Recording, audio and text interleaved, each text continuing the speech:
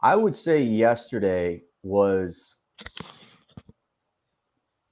just an all-around great day for sports, and it reminded me of the old school, the Wide World of Sports commercial back in the late 80s, early 90s, where it was agony of defeat, the thrill of victory and the agony of defeat. Yeah. And the dude was spinning down the mountain.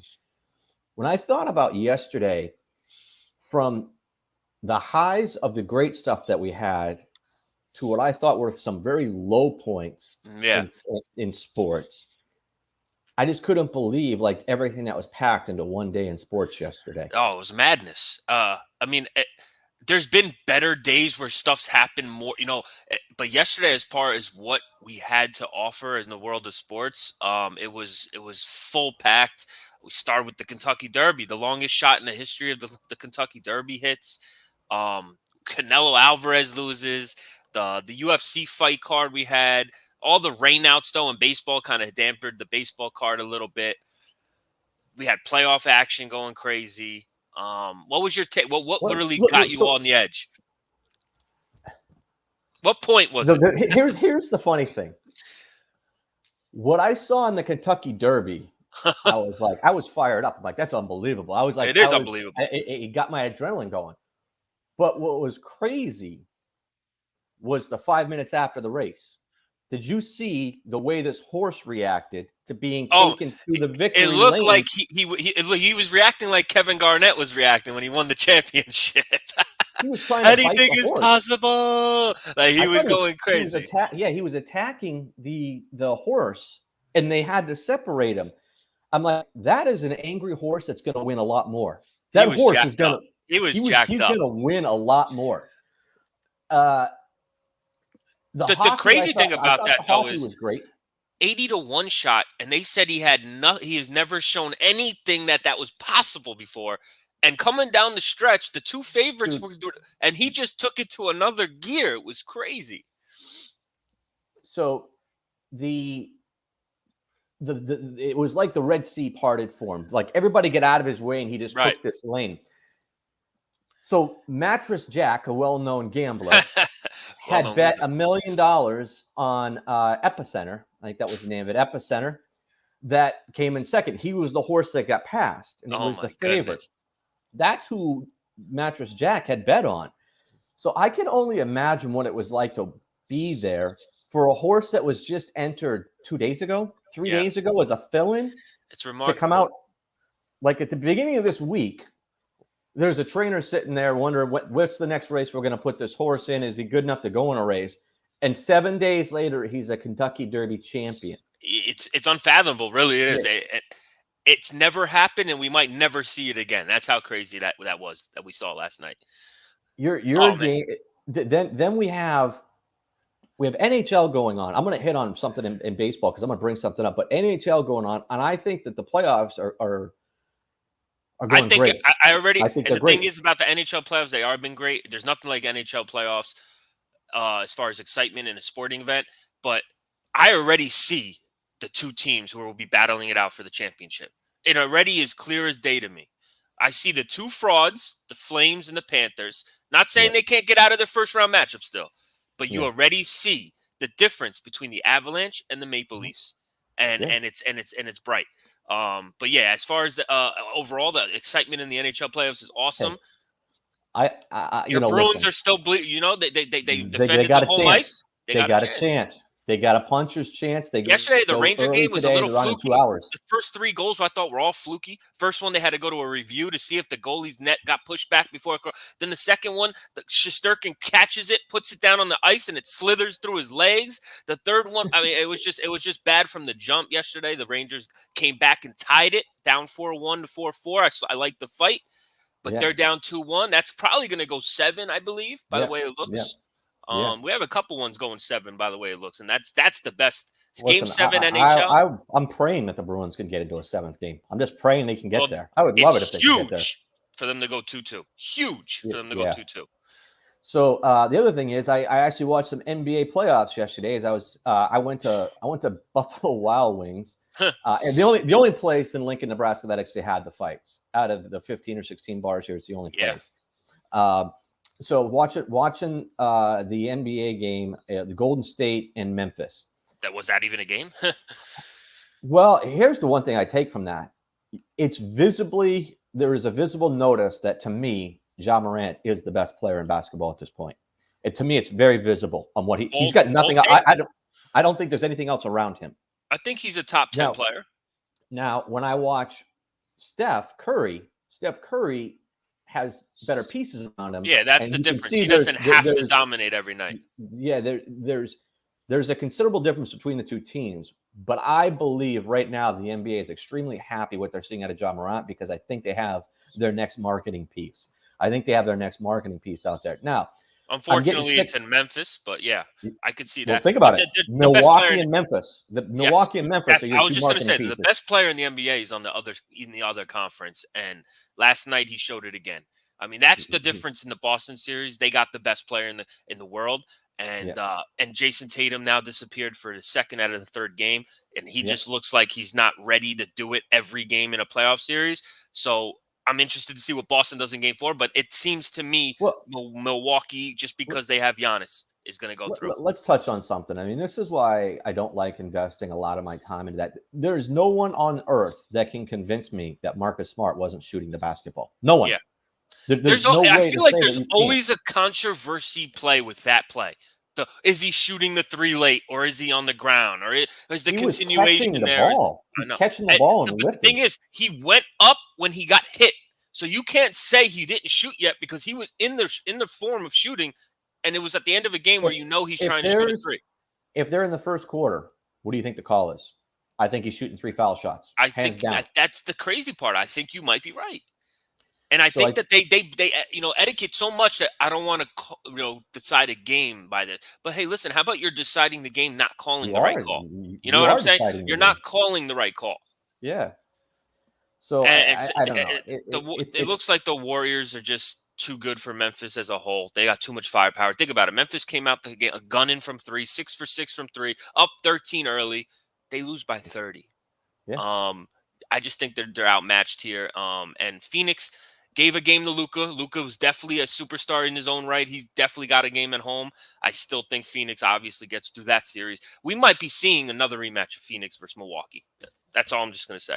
We might be. I would like to listen. I think the Phoenix Golden State series is going to be a very good series. That's the championship in my eyes, right? I think that's going to be a great series. It's going to be incredible. And so the play that happened was Ja Morant. So everybody's talking. So I brought this up. I had some Golden State fans sitting next to me last night. I don't think it's dirty. Well, I don't think the Dillon Brooks play was dirty, because that happened all the time in the 70s, 80s, and 90s. And I don't think that you can say it was. Listen, I don't think it was as dirty as it was, because he ended up hurting himself. I think if he gets up and, it's just a technical, whatever they should. But because he got hurt on the play and he fractured his elbow, obviously they're going to react a little different. I agree with you. But Dillon Brooks is actually known for being a little feisty like that, kind of like a Draymond Green, but not as much as Draymond Green, but he is feisty. Jordan Poole, not a bad bone in his body as far as how do you justify? He pulled his knee. I mean, I don't understand that. He was going for the ball. They slowed down the replay. He was literally going to swat the ball. It was a double team. He was trying to get the ball. Obviously, he hit the knee. He grabbed it. He actually did. There was like a grabbing of the knee and pulling. It wasn't like he went like that. I don't think there was any malicious intent in it, though. From watching Jordan Poole as a player and knowing him from the way he carries himself, I don't think he would try to do that. It's easy to point and see in a heat of a battle moment when they're. But just thinking about the play, did he explain the play? I don't think it was just unfortunate. Well, I'm not saying he was thinking. I think he purposely grabbed the guy's knee to slow his momentum. I don't think he said, "Hey, I'm going to try to hurt the guy." That's what I think. So I don't think. But with that said, it doesn't matter whether his intent was. He did it, and you can't say and now we got to see what is there going to be repercussions for Poole there. I mean, there's so many repercussions for everyone else already in the series. Let's see how they handle this, because that's a star player too. So it's not Gary Payton Jr. That's the guy. So they need him a lot. So listen, I was intrigued by the games. I was actually intrigued by the way Ja Morant played. I thought he played a fantastic game. He's a warrior. He's and it's great having his dad courtside cheering him on. And if you really look at his story growing up, his dad really put him through the trenches to get ready for basketball as a kid to now. So it has to be a great feeling to watch your son at this level. Yeah, I think. So listen, That was going on. The Calgary game was going on. I'm trying to think of, your hockey team was going on at that time. Yeah. The funny thing was, all this is going on. I'm there for the UFC. To me, this UFC card is very hard to describe. It's an upkick away from being maybe one of the worst cards in history, because we have a 40-year-old. I didn't even know he was still fighting in Shogun Rua. I had no idea he was still fighting. He was fighting a guy, and that goes the distance. Very kind of whatever. Not much action. You had the Donald Cerrone fight, which is the real reason I wanted to watch. Those are two of my favorite fighters, Lozon and Cerrone. That fight gets canceled. So we get into this next fight, which we have in our brackets. Yeah. Randy Brown fight? Yeah. I have no idea who in their right mind thinks that guy won 2 rounds. None. The guy got beat in every round. That's not even the only shocking result that we saw last night, but you're absolutely right. I was watching that fight because I saw a guy next to me who had $20,000 on Chaos Williams. Yeah. And he thought he won. And when they announced it, he dropped to his knees. He couldn't believe it. And it's literally, you could see by Randy his reaction. He didn't know. He didn't think he won the fight. He got knocked down. He got knocked down 2 different rounds, and the guy got on top of him in the knockdowns for the rest of the round. Yeah. I mean, there should be no question in 2 rounds what happened. Maybe one, you might say, well, give it to him. He might have landed an extra punch. But I thought he lost all 3, and in 2 of them, and one of them, I had a 10-8 round for the guy. Yeah, and from perspective, I was watching the live lines, the Vegas lines as the fight was going on. There was a point where Chaos Williams was plus 186. They ended right before the final buzzer, minus 112, both fighters. So that means that the guy who was down the whole time came all the way back, and we're all watching him actually win the fight. And they still gave it to the other guy. That's how corrupt MMA is. It literally comes down to who they say wins, not who won. Yeah. It doesn't. I couldn't believe that. Then they had to bring in. What was the next fight? Was it Michael Chandler with the Chandler fight? The Chandler fight. He kicked the shit out of that dude. That's the best way to describe it. He kicked the shit out of him because. I will say this: Michael Chandler is to me now a mixed martial artist because I did not think his method of victory would be a kick in the middle of the guy's face. Dude, the guy's jaw had to have a fractured jaw after that. Had to. I was worried that when he fell, he might have been paralyzed. Felt like a folding chair. Yeah, I thought he might get paralyzed because he didn't move he was just for a while. He was laying there for a minute, and even Chandler was like, "Hold up, is your man all right?" Like, that was crazy. Then your man was doing backflips. 1? No, you want another one? 2? Yeah, which is kind of remarkable for the guy that built to be able to just fucking backflip like that. It's crazy. And so the next fight, to me, I call the worst fight I've ever seen. To me, the Nama Nunes Rose versus Esparza. Yeah, Rose versus the That's other girl. another one where when the judge said who won, no one could believe it. So I wouldn't know. I honestly looked at the people next to him and says, I wouldn't know how to score this fight. Yeah. I wouldn't give any. I would call it a draw.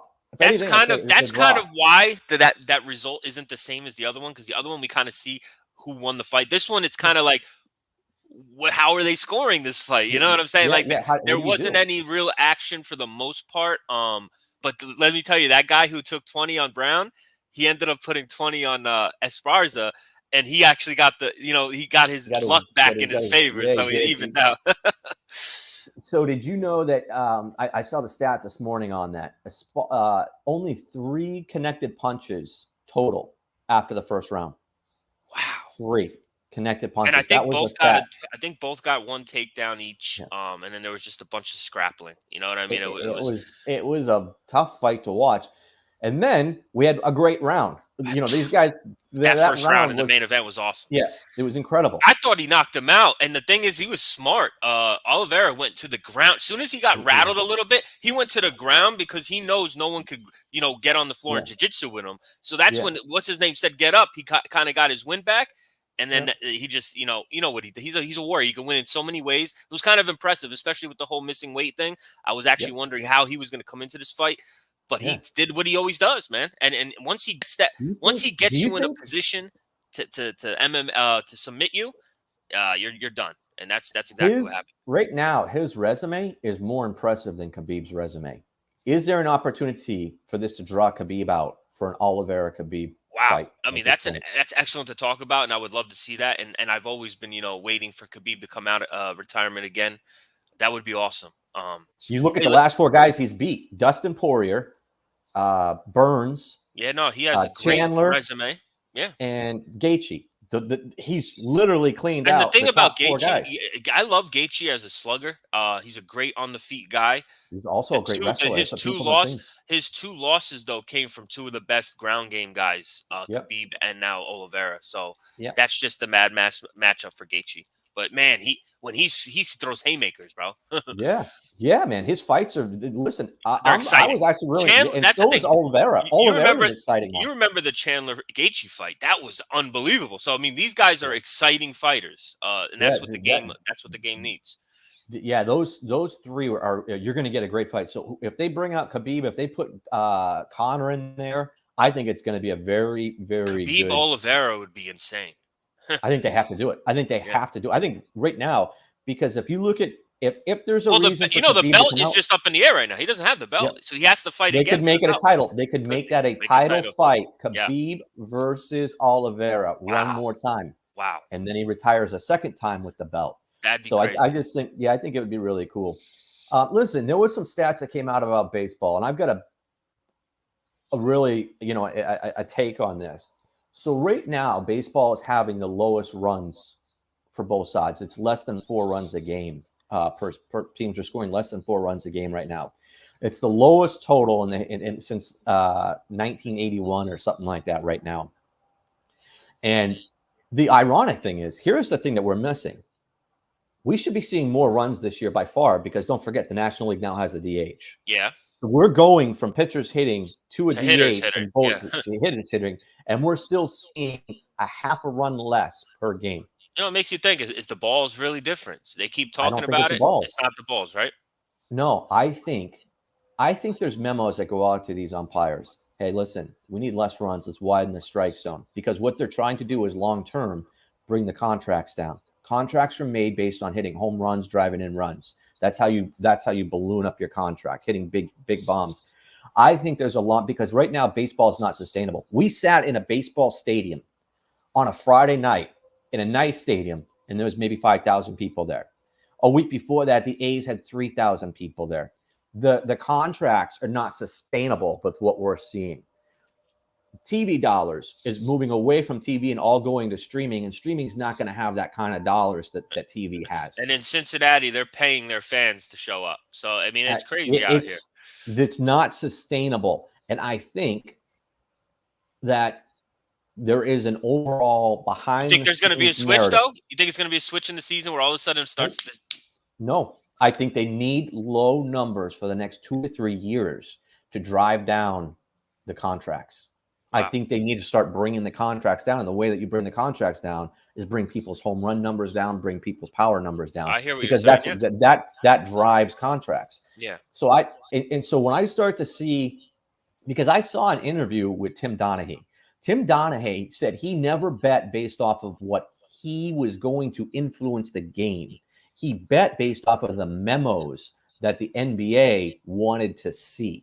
Hey, let's make sure we don't call these type of things, and the types of things. That's how he bet. So we know that stuff goes on. Leagues try to influence officials to call things a certain way for certain reasons. So I do believe that it's unfortunate to hear that, though, man, because it really takes away the aspect of the game that makes it great. If there's agendas going into each game, it kind of it hurts the product. It makes it into entertainment rather than sports. If you're baseball and you're watching what's going on with Cincinnati, like I said, listen, they almost had it. They almost had the 3 games in a row with the lead. They won a game, then they had the lead in the second game, and then they just got blown out in the third game. They almost had a lead, yeah. So Cincinnati is at one of the all-time worst teams. They did a projection. They were on pace to win 25 games last week. Isn't that? I don't know. Maybe that win might have boosted it up to 30, but it's unbelievable. It really is. A professional team, 25 games. Wow. Bad news Bears. You know what I'm saying? Like, that's bad. And the last time the Mets were in action, what a ninth inning. I'm still getting chills over it. I wake up and think about it. It's unbelievable. And the fact is, we own the Phillies, and the Mets are a different team this year.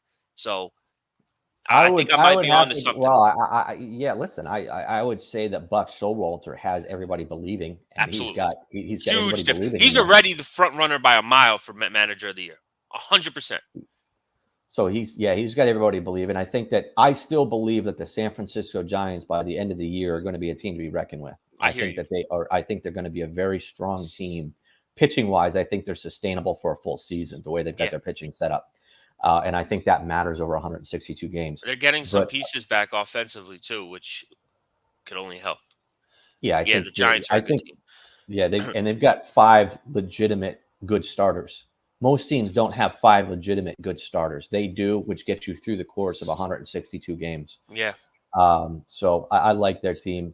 There's a couple other teams that listen. It's a big slate today. There's a big slate today because of all the postponements over the last 2 days. Huge slate of baseball today on Mother's Day. But yeah, like you were saying, Toronto. Like I said, I still think Toronto, Dodgers, Mets are the 3 best teams. We'll see. Maybe Toronto's kind of withered a little bit. But do you think the Dodgers are really good, or do you think it's paper? Do you think they're good on paper, or do you think they're a really strong team? I think that they're great on paper, but I also think because of how good they are on paper, that their talent is just going to let them win 2 out of every 4, at 3 out of every 5. You know what I'm saying? Like I just think, unless they get a severe injury in their pitching staff, because right now Kershaw's pitching like old Kershaw. You know what I'm saying? So every time he pitches, they win. So that they didn't have that last year. Even when they paired Max Scherzer and Kershaw, you didn't have them. Sometimes they were injured. Every time he pitched, you didn't know if he was going to get shelled or not. Right now, Kershaw's in the zone, so that helps them tremendously. But yeah, their lineup is too sick. They already been there. They know how to win, so it's tough. But when it comes to the playoffs, that's different. I do think they could be beat in the playoffs by my Mets. Yeah. Yeah, that's good. I mean, so listen, the baseball has got to. I think they have a problem. I think they're going to have to address it because I think a lot of people are going to start complaining about it. Speaking of baseball, though, I think on Tuesday of this week we're doing Nerfies in the app and Sport Hitters. No run first inning. We're adding the baseball. It's a very popular item to bet in the sports books these days. No runs, yes run first inning. Everyone jumps in on that, so that should be fun. What we're doing tomorrow with the NHL is we're doing goal and a half first period. Love that. And then we'll have -2.5 odds in there. We'll have puck lines for 2.5. Super puck lines, daily hitters. Yeah. So there's a big day of baseball today. Who's your pick? Who's your daily hitter in baseball? So I'm actually looking. I didn't jump into baseball, and it's very simple. Oh, so it's a different sport. Because I can't wait until the Bruins play. I'm actually really excited about the Bruins right now. In an hour and a half, they showed up. All right. So as you know, on like TikTok and some of these other places, people are running around in there and they're saying sports betting is an investment. Sports betting is this. Sports betting is that. I actually have been sampling something in baseball. If you look every day in baseball and you look at what happened yesterday, if you just bet the same thing that happened yesterday, that team, if they lost yesterday, bet them to lose again. If they won yesterday, bet them to win again. Look up and down the standings at how many times you see a lost 1, won 1, or you see a multiple. Lost 2, lost 3, 1, 2. That's an interesting trend. I will take a look at that. It's predominantly you will see multiple numbers. You will see teams win 2, win 3, win 4. Are you looking at the Reds? Lost. You just look at all the numbers. Look up and down the standings. And look at the teams that have a lost 1, won 1, and look at the ones where there's 1, 2, 1, 3, 1, 4, 1. It's predominantly just do the same thing. I hear you. Do the same thing every day. What happened the day before? If you really want to look at an investment in sports betting in baseball, just do that. Don't even bother trying to isolate who won, who you think is going to win. Yeah. Just go with what that team did yesterday. Because in baseball, most teams don't go win, loss, win, loss, win, loss. They just don't do that. They go win. The only time that really happens, like normally, is when a bad team lets one up to a bad team. I mean, a good team lets one up to a bad team, then And they then bounce beats 'em. back, but then they'll win the next two. Yeah. So yeah, so I It's hear what you're just saying. so it's a very interesting concept, and I just started sampling it. But I want to see how that goes. But no, I'm looking forward to I'm Bruins. interested to see the Leafs game today too against the Lightning, because it's kind That of could got end. it's That got could that. basically go 2-1, right? It's 2-1 Well, right it's now. 2-1 Leafs. Now they're Yep. game 4 in Tampa Bay. Tampa Yep. Bay answered in game 2 after we thought they were going to get smoked. Let's see if they answer in game 4 and have that zigzag approach and make this a series again, because Toronto's firepower is just on another level right now.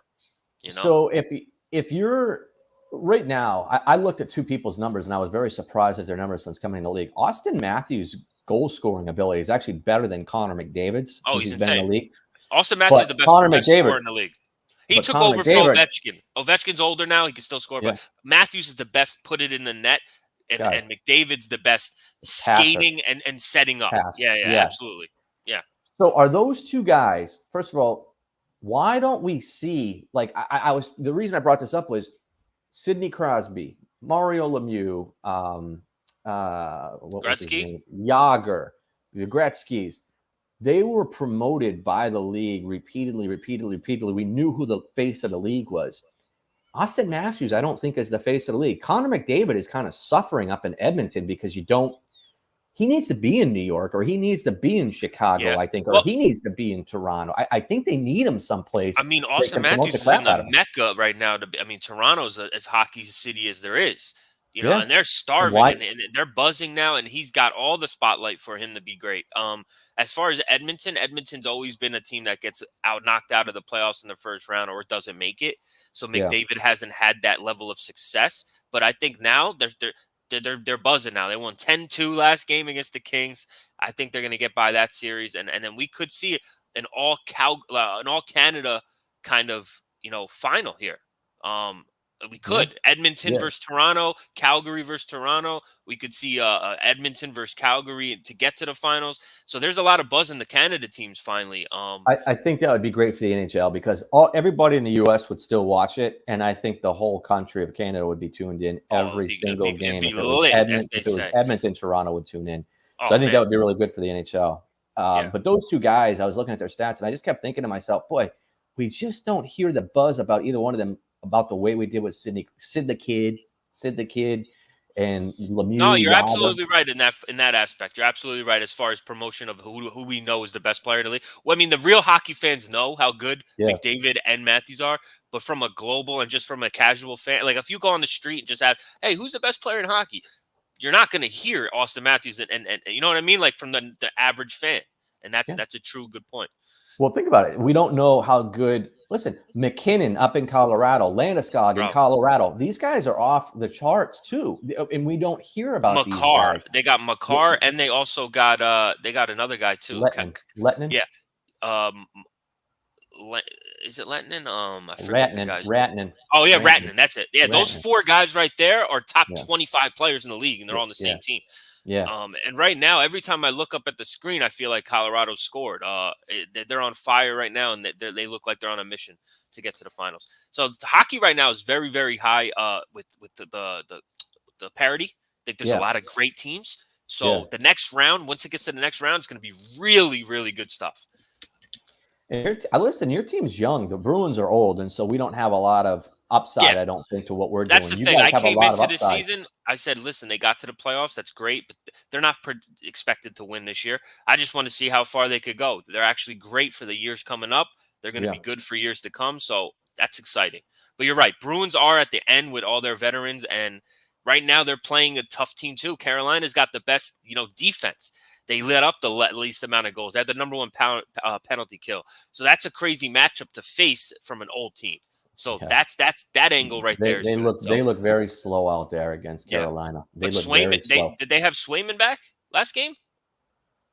Or was he? Yeah, he played net. He played net. He played great. Honestly, he kept them in that game a lot. So their goaltending was awful in game one and two. Yeah, game one, and then I think it was Swayman that gave up that crazy goal at the end where he didn't catch the puck. It was a floater that came at him, and he put his glove up, and it went right next to his glove in the back of the net.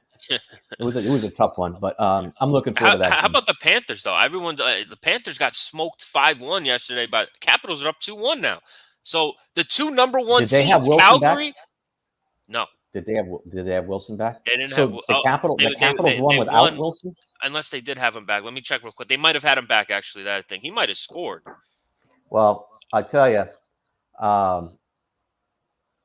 yeah, they I don't know if they had him back for that. I don't think they did, actually. I'm looking now. They might have won without Wilson. Yeah. They won without Wilson. That's crazy. That's crazy because amazing. The Panthers all year have been consistently outscoring teams left and right. And now this is the second straight game where they were shut down in goals and beat by a team who really everyone thought just snuck into the playoffs, the Capitals. So crazy. The storylines in the NHL are crazy. That's fun. The playoffs are awesome. You got to love it as a sports fan. Yeah, listen, a lot of fun. So yesterday, to me, will go down as it was one of the great days in sports with all the stuff that we've talked about, with all the upsets, all this craziness. We're coming back. We're going to have a great week with the NBA playoffs. I think I expect Milwaukee to, finish Boston off pretty quick. Yeah, I think you're right. And they're doing it without they're Robin. They're doing it without Middleton. And it just, Boston's met their match on defense. Not to say they're better, but they met a team that could defend like them. So if their superstar's not putting up 30 plus, they're not winning. And Giannis is just consistently putting pressure on you and affecting games even when he's not scoring. He's just incredible. His motor's unbelievable. His athleticism is something we've never seen really. So that's why Giannis is the best player in the world, and that's why I think Milwaukee's got the edge there. I'm interested to see. Let's see Phoenix bounce back on the road today and not make this go longer than it has to. It's really a one-man team in Dallas, in my opinion. They got a couple good pieces, but Luka is the guy there. Phoenix has too much. I think they answered today, go up 3-1, close it out in 5. I'm looking at the pictures. I'm looking at the starting pitchers today. We got a lot of good ones on the hill. Max Scherzer day against Gibson. Yeah, Gibson at home. I'm a home Gibson guy. Home dog. Yeah, he's got to be a home dog, right? Where are we at in this one? Yeah, I don't see the line on it yet. Red Sox minus 170. I'm seeing an even, so I would take Gibson in that. I do like Gibson at home. You have to go first 5 though, and the thing that's tough about that bet is you're facing Scherzer, but you can't trust the Philly bullpen. That's a tough little thing to have to win. Here's That's the thing. Tough bet. Today's a doubleheader, right? So both teams are going to need their opening pitcher to go a little longer, right? It is a doubleheader, yes. Doubleheader today. That's a good point. Yeah. You both. You don't want to gas your bullpen in the first game. Yeah, because then you're all of a sudden telling your second pitcher, listen, you got to give us a bunch of innings, because they probably both play tomorrow. They don't have off days tomorrow. Yankees also doubleheader. There's a bunch of doubleheaders today. Paddock pitching for the Twins. They're going off as a heavy favorite. Garrett Cole's on the hill for the Yanks in the first one. All right. It's interesting. The Red Sox are throwing out their young stud Tanner Houck, and I honestly, from watching him, I think he's a setup man. I think he has electric stuff for 1 or 2 innings. After that, he gets shelled. So I think they got to make that adjustment. There's a lot of stuff out here today, fellas. So happy Mother's Day to all the mothers out there. I'm ready for all the action today. Let's see. Your boy's happens. On the mound for the Reds. So will the Reds have the lead today? They're favored at minus 140. Will they have the lead today? They have their best pitcher in Boston, and Pittsburgh's pitcher is awful. So they have a good shot to win today. Cincinnati fans. So you think they will have the lead? Then you think they'll have the lead? I think they will have the lead. Yes, I'll go out on paper say that they will have the lead. All right, let's see if they can do it. All right, man. Well, we're back tomorrow. It should be fun. Recapping whatever happens today, and we'll be able to talk about the Bruins and seeing where they're at, and we'll get ready for some cool NHL props in the app, and we'll get ready for MLB Tuesday. So go have a good day. Enjoy your day, and we'll chat tomorrow. Have a good one, guys. Bye.